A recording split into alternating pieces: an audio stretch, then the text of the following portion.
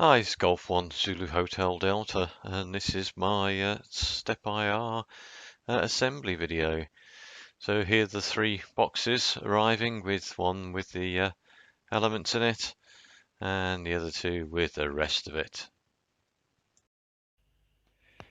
What I suggest you do on the big box is cut all the tape from the ends. Don't try and mess around opening the box by undoing the smallest amount of tape. You'll be there for far too long. And that's all I'm pretty much going to say about how to open a box. I think you can work out the rest for yourself. So the boxes contain the ends of the elements, the cables and the clamps. The main box contains 1, 2 and 3 EHUs, the connector box and the controller. Within the controller box you'll also have not only the manual for the controller but also the parts and assembly manual. So there's the bit I was looking for. Also in the main box you have the start of your elements, and then in the long box you've got your boom. And to make life a little bit easier, I've laid everything out. Probably not a good idea to lie the boom and the elements up against the wall, not with a 7-year-old around, but for now I've laid out the big box down. And say I'll check the inventory in a moment against the inventory list that's in the pack, and I'll take the manual and the controller away, hide the controller so not to get too interested in it at this point in time, and we'll take a look at the manuals that are in the pack. Now back in the shack, and the documents that we've got are your invoice. If you've gone for the optional connector box, there's a manual about that.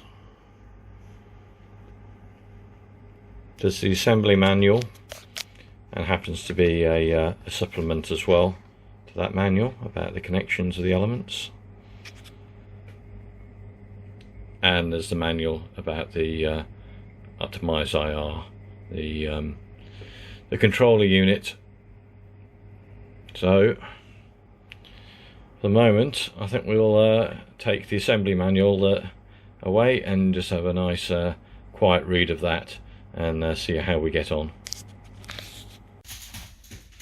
The next job is to start going through the inventory, checking the HUs, the details are on the side of the boxes, ticking them off as you go along.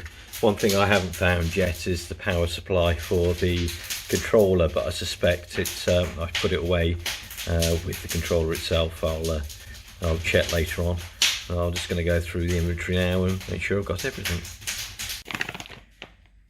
As you go through the items, you'll see that they're all marked up with parts numbers.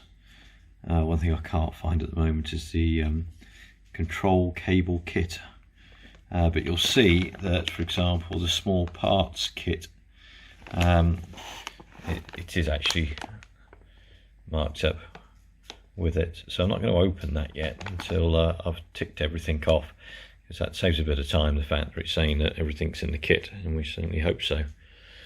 So and I did find the 33 volt power supply. Comes with nicely with an American plug. It's not a big deal, is it? But and it's to be expected really. There wasn't a UK plug option. One thing which I did notice as well, when you start looking at the kit, you can see why it's such a it's not a particularly cheap piece of equipment. When you've got a control box such as this, which is the cable, the coax switch, which enables the each of the elements to be driven, and those are the cables to go into the box and each of the elements. One thing that you'll notice from the manual is with the inventory is actually split into the different boxes. So you've got the main antenna box, the sweep box,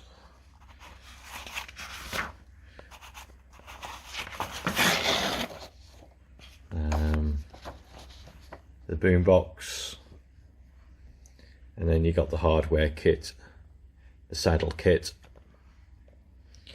and the small parts kit.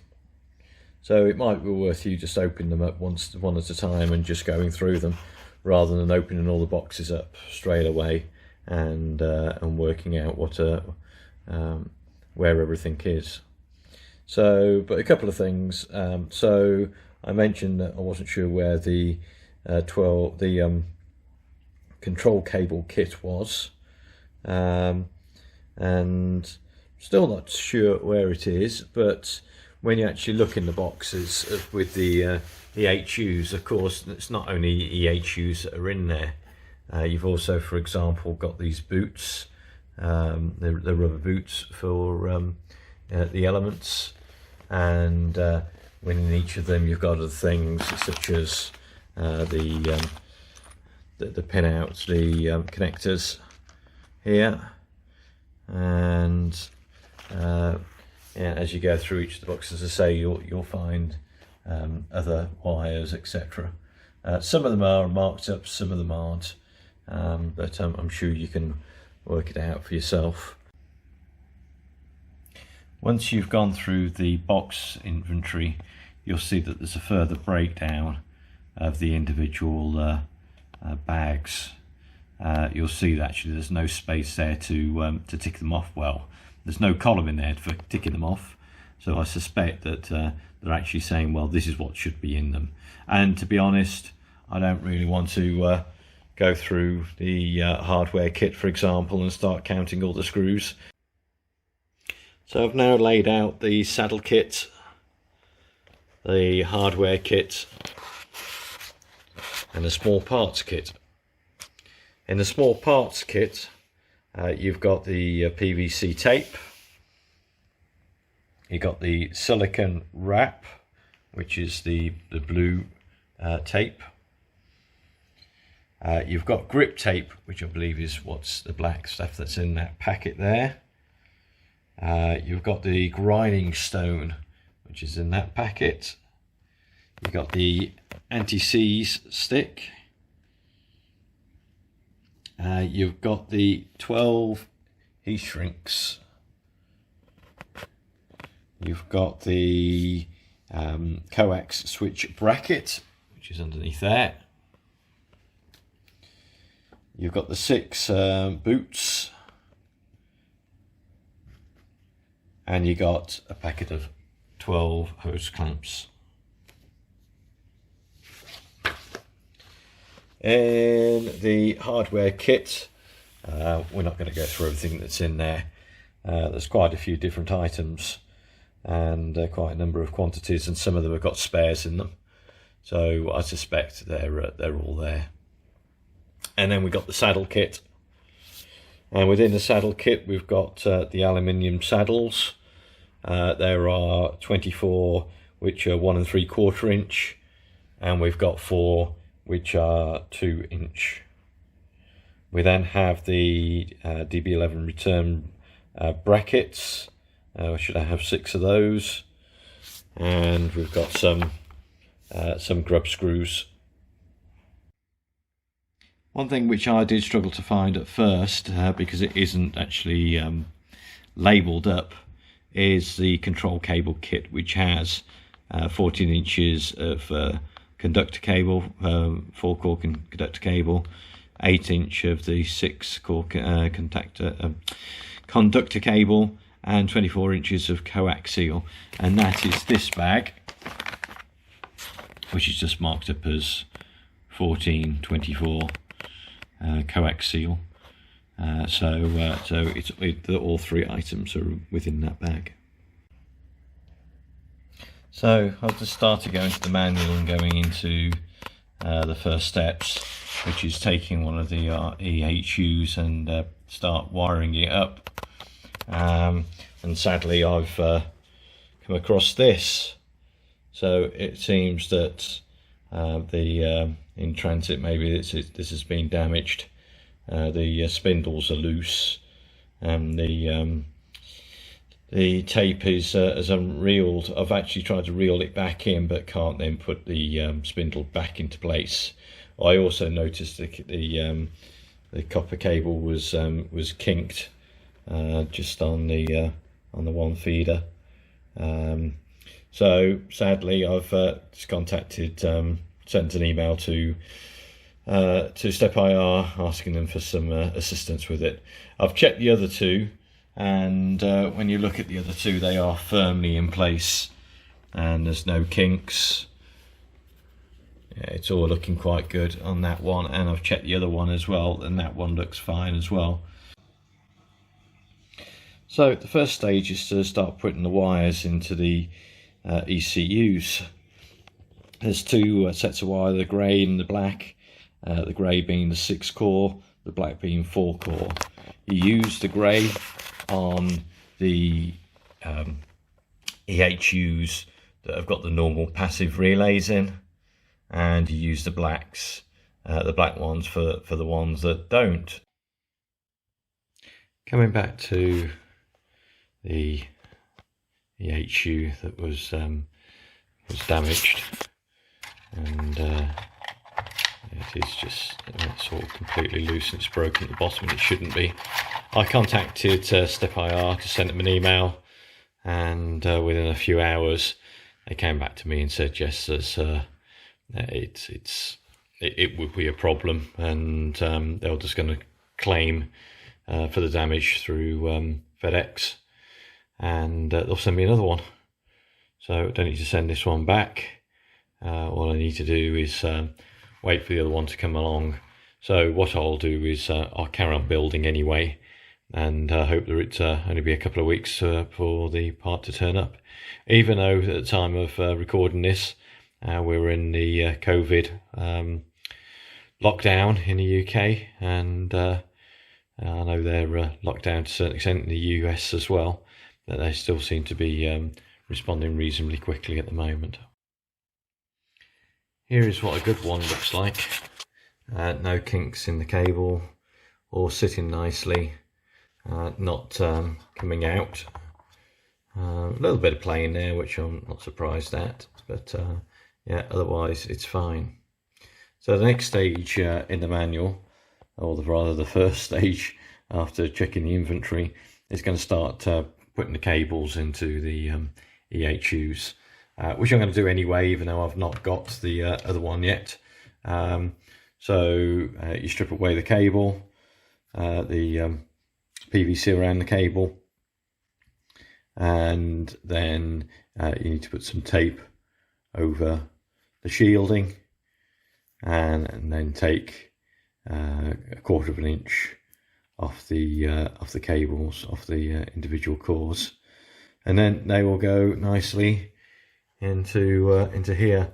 So this is the 6 core for the HU with the relay, and then you've also got some 4 core which is for the EHU that doesn't have the relay. So I'll get cracking on with that, and the step after that will be using some of that, actually fitting it into the channel that's in here, and then start putting the plates on, etc. So we'll get on with that. A couple of things to points to note are firstly the plug took some wiggling to get out of the socket. It will come out. There's no clips or anything holding it in place. It is purely pull, but just be careful when you wiggle it. I managed to get my nail on the socket as I was pulling the plug out, and that seemed to work.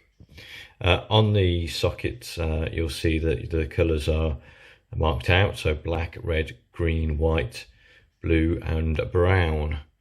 So I think I've got that in the right order. It also says in the manual to use some connector protector. I suspect it's supposed to come with it, but I don't seem to have any in the kit that's supplied. So I'll be putting it in for now, and I'll get some connector protector ordered, and we'll we'll apply it once I've got it. I've now got the wires in the socket, and what I'm going to do is, using the meter, is just quickly check that I've got connection from the screw onto the other end of the wire. Make sure I've got a good connection in there. I was going to do it actually on the connections that are on the socket, but I've just noticed that you've got brown, blue on for the relay, and then your green, black, red and blue are actually the motor wire colours. They don't actually match up, so the white has disappeared, for example. Yeah, I'll test them on the screw first, and then plug them in. Right, I found it. It was in the optional connection box, actually in the box itself. So you do actually need to go through everything in detail to make sure you find what you need. So I'll get those cables back out and get some of this stuff on it. Following on from getting the wires connected and putting the plug firmly back in, the next stage then is to take the sealing tape, just 1-inch strips, and feed them around the cable in those 3 points. Again, it's all explained in the instruction manual. So I've got the cables on 2 of the EHUs, and on the cable I've taken the socket off the other EHU, and I've fitted that as well on the other end of the cable until I know what length I need to cut. Next step I've got is to fit the main boom together using the bolts provided, 5/16 3.5 bolts. So I'll have a look in my collection of bolts which ones to stick on. With the boom, I've used the anti-seize stick that comes with it to cover the centre piece. It says you can use WD-40 as well, but in the manual it says to use the 3.5-inch bolts, but the 3.5-inch bolts aren't 5/16, so I think that might be a typo, but we shall see. And also the 3.5 bolts, because they're not 5/16, don't fit through the holes, so I presume it is the smaller bolts that are needed, but we shall see.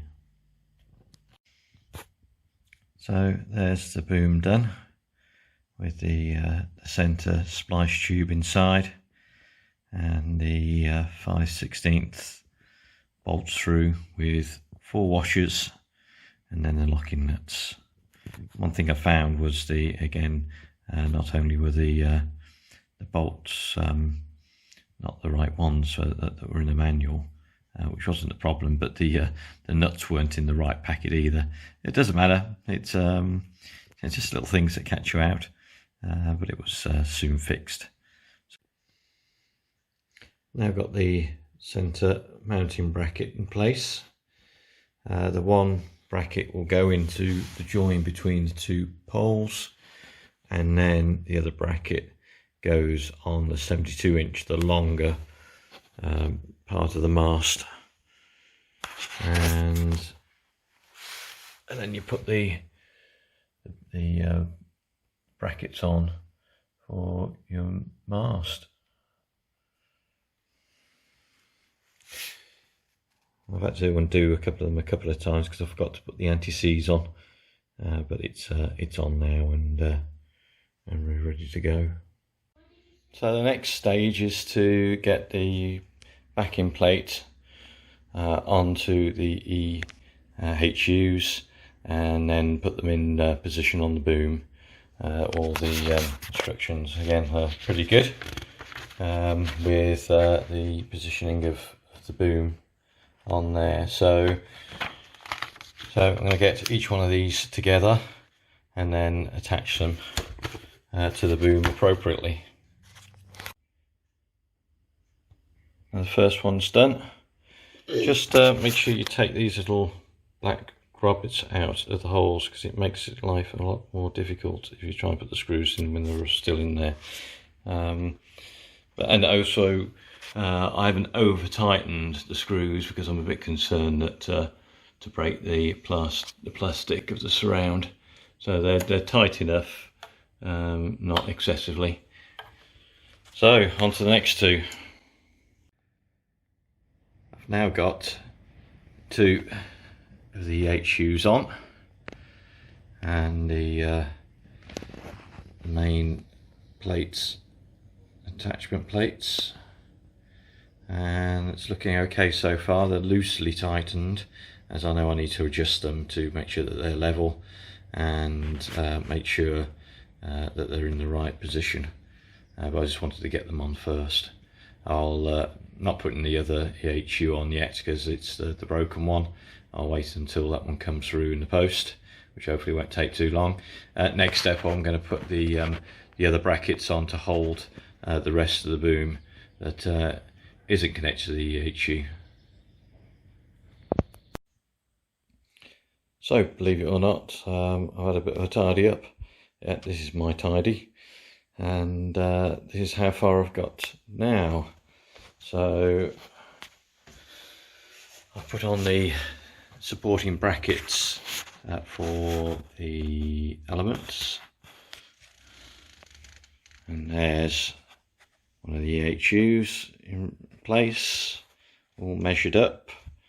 There's the coax switch, which is not wired up yet, but I've got it in place. Another element bracket, the mast mount, the other EHU,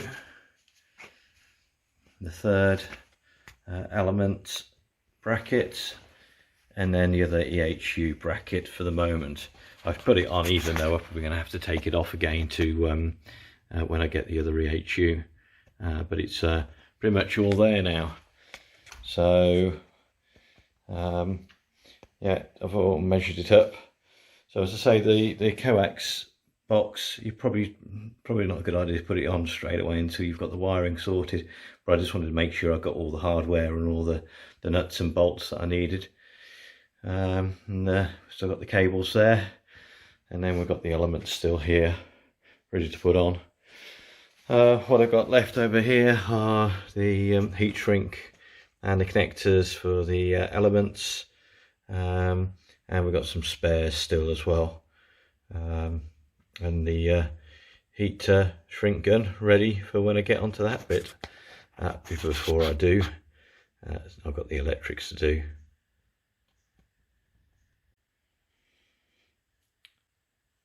Here's the connection box. Here's the connectors, and here's the instructions. I've also got the parts still for the other EHU ready for when I get them. There's some grub screws as well that it comes that come up with the kit. I presume they're for going into the saddles on the boom, but I haven't read that bit yet, or maybe I'll just skip that bit. So I'll have another read in the manual, see what it says about that. But yeah, tonight's reading here will be looking at the connectors and what I need to connect up. I've now read the instructions that come with the optional connector box, and they have made it pretty simple. It actually goes onto the mast clamp plate as shown. And once you do so, you've then got these sockets in here. So these are plugs that pull out, and it says on the board, this is your driver, your director, and your reflector. And it's got, again, the colours along the board. And then you've also got a connector for the coax switch as well. And it's all explained for the DB11 on the last page, where you got your reflector, director, and driven elements, or EHUs, and you connect them into the control box, and then you've got to make a 4-core cable connection into your coax switch, and then your multi-core control cable connects and goes off to your controller. And again, they've made it quite easy. There is a plug, 25-way plug for the controller, which is a solder one, but they also have an optional 25-pin, what's it called, D-sub, which again is just a screw-in connector. And yeah, that couldn't really be made any easier, to be honest. So yeah, so the next step will be to get the wires sorted on the boom and start connecting it up, making sure I put the right wire in the right place, because it definitely says on the instructions that you'd expect there's a limited warranty on this, and if you go and connect the wrong wire to the wrong place and you damage something, it's going to be a little bit expensive. So yeah, I was not worried, but I was a little bit anxious about this, but now I'm not. I've started wiring up the connection box. It's pretty straightforward, really. So we've got the wires running from each of the EHUs and all going into the connection box, and it's all reasonably well laid out in the diagram. The colours are pretty easy to understand, even the colour cream. Yeah, so it's time to start wiring up, making sure I use the what do you call it,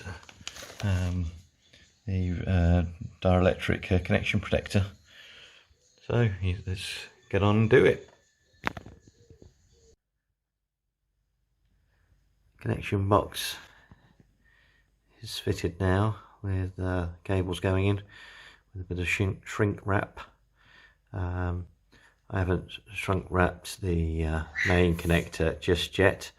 I need to do a test run first before I connect that up properly, and also I'm going to need to feed that cable through a couple of walls, so I'm not fixing it completely. I've also got the coax box, switch box on, with the shrink wrap ready to go on. That's my shrink wrap. It didn't come with it, but I'm just adding it for a bit of protection. And also just put a bit of copper grease on as well, for just to protect the terminals. So yeah, cables are in. Connection box, coax box, and the other EHU rather, connected up. Yeah, just got that one to fit when it comes. Yeah, and we're then ready for testing.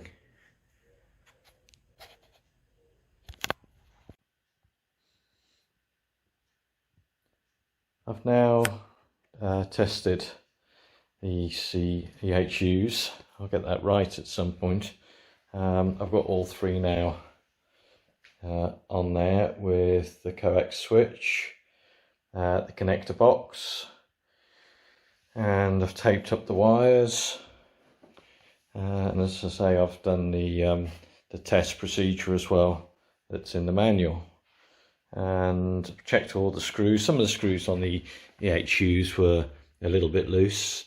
I suspect it's just the foam that has compressed a little bit more over the days which I've been putting this together. So the test went fine. One disconcerting thing was one of the tests is to calibrate, and you start calibrating and it sounds horrendous when it's calibrating, because it's pulling, sounds like it's pulling the cables, the tape back into the EHUs, but it's obviously not, it's just slipping. Yeah, it is rather loud in my dining room. Yeah, other than that, it wasn't too much of an issue. So next step will be to go back to the elements, seal the ends of the elements so they actually go into the EHUs with the appropriate sockets. What of course I need to do is to get this thing off the floor. It's not the perfect place to be doing this, although I've not done, I've coped reasonably well and putting it together. Yeah, I could really do with getting it outside now, and with much more space to start getting those elements on. It's a reasonable weight, so I do need to be careful and trying to attach it to something. If I can, I might put a pole in the ground and attach it, and then start putting the elements on. We shall see. But for now, yeah, I'm pleased with the progress so far. I'm now about to cut the elements. On here it says the section 1 and 2 and section 3 and 4 lengths need to be 97.5 inches. So I've marked with a piece of tape where the 97.5 inches is, and I'm debating at the moment whether to use a hacksaw or a pipe cutter on these to try and cut them. What I will do is I'll just do a test first on the end and see how it turns out, and decide from there. I started using the pipe cutter. It was just taking an age, so I did get the hacksaw on it, but it hasn't left a particularly good finish. So I just need to be careful. I'm going to use the pipe cutter just to mark the line that I need to cut, and then use the hacksaw gently and try and get it aligned a little bit better to make a nice finish. I'll probably just sand the end off a little bit to make it less abrasive and not to cut your fingers on it. Yeah, I'm glad I did a test run first before chopping to the real size. These shrink tubes look a bit too big to go on the smaller poles, but they do. They shrink very nicely. It takes about 4 minutes or so to get them to shrink up, but or 3 to 4 minutes. Yeah, they do in the end. Actually, that one took about 2 minutes at the most to finish off. It's looking good. Here are the poles that I made up earlier with the shrink wrapped on the ends of them, and you get a chamfer grindstone with it. And even I've not actually managed to see anywhere in the manual that mentions doing so, as the tape, the copper tape out of the EHUs will be coming into these ends of the thinner pipes. and I presume by chamfering out these holes, it will stop any potential snagging, as the tape will be going into here. So I'm going to chamfer these on all the smaller bolts. This is preparing the elements of the small element, or element part 4 of the element rod. It's got the grip tape on the end, the silicon tape around 5 inches, and it says just put a marker around 5 1/4. All I've done is I've stuck a bit of PVC tape to mark the 5 1/4, and then I just need to feed in the tube onto the element. So that's the one side, and then for the other side, you've got the hose coupler. Now the hose coupler goes in to about there, about 1.5 inches, and then the pipe fits in, I think it says about 4.5 inches. So I'll put a marker on that side for 4.5 inches, again with a bit of PVC tape, and then I'll feed that in together as well. 6 elements now completed, 3 with the holes on one side, 3 with the holes on the other side, ready to fit onto the mast, onto the boom tomorrow, and onto the EHUs, and then I'll put it up on the mast. Hopefully I can do it on my own, seeing as we've still got COVID. We're still not sharing any more than 2 meters with people, so we shall see. I'll have a go and get it out anyway. So then it was time to get it connected. Laid the one side out and connected it, making sure that they're all level and equal. Then got the other 3 elements out and connected those, making sure that they're nice level again. Then it was a slow process, not quite as quick as this, of getting it out, being careful not to damage it, although it's pretty robust anyway. I checked to make sure the elements were level with each other again, making sure everything was nice and tight as it should be, and gradually lowered it down into the garden. Yeah, doing it on my own with a little bit of assistance from my son, but it was reasonably okay to do. It wasn't overly heavy, but of course then the next challenge was to take it and put it up onto the top of the mast, which wasn't so easy again on my own, but it managed to get it up there in the end. So here it is laid down in the garden, lowering the mast down, and then lifting it up slowly, putting it onto the mast, adding the UHF VHF antenna on top, winding the mast up, and then here it is on top of the house, and then finally extending it to the top. And then it was a matter of putting the plug on the other end, ready for fitting onto the controller. So I've plugged it into the controller. On the controller I've gone into settings and set it up to be a DB11 controller.